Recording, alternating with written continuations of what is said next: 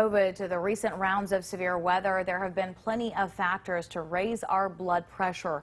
Hypertension is known as the silent killer because many who have it have no idea. WAAY 31's Marie Waxel introduces us to a North Alabama fitness instructor. She uses her survival story as a way to spread awareness of the dangers of heart disease.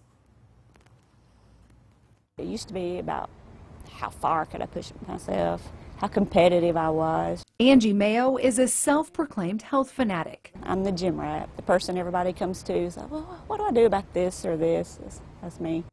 All that took a back seat in the summer of 2019. I always carry my running shoes when I go. That's what I do. I get up early, I go run. I watch the sunrise. And I just couldn't breathe. Angie and her husband were in Key West, Florida, celebrating her 50th birthday when she first noticed something was wrong. You know, I thought it was humidity, kind of brushed it off. She waited until she got home to address the issue. So you go to your doctor. What does your doctor tell you? I credit her with saving my life. And I told her, I said, my family is full of heart disease. And I said, you know, it's in my genetics, I know, both parents, both grandparents, aunts, uncles.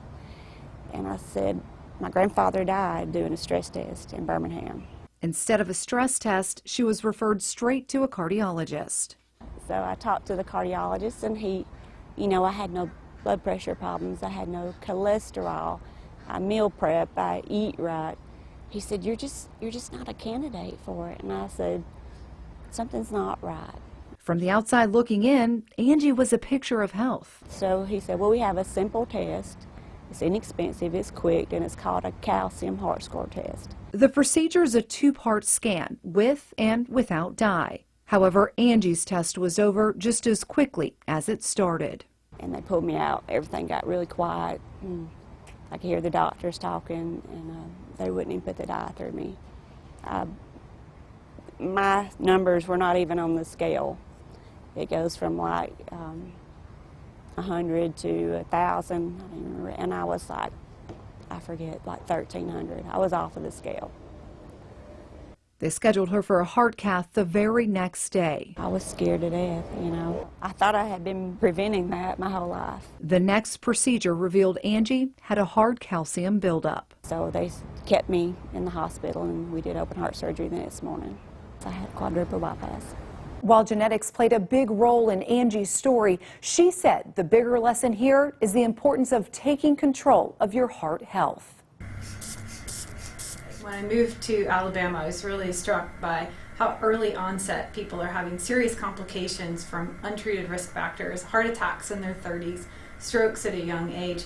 Dr. Jacqueline Green is a cardiologist at Huntsville Hospital's Heart Center. It's a lot more fun to meet me for the first time in clinic than on the table when you're having a heart attack. So not to intimidate you or to scare anybody, but if those problems are there, they're not going to go away by ignoring them. Knowing your numbers is the first step. High blood pressure is a great way of sort of checking your oil or looking under the hood of the car to see if there's any problems that you need to take care of or try to address more carefully. 34.3% of Alabamians have known cases of high blood pressure. That number jumps to 46% in Madison County, which is why the American Heart Association of Alabama is launching its Check It Challenge, encouraging you to self-monitor your blood pressure as we begin to emerge from the pandemic. A lot of folks are staying home with their heart attacks, unfortunately, and so we're seeing an increase in the number of patients who are dying at home before receiving care, folks that we think probably would have come into the hospital if we weren't in the middle of a pandemic.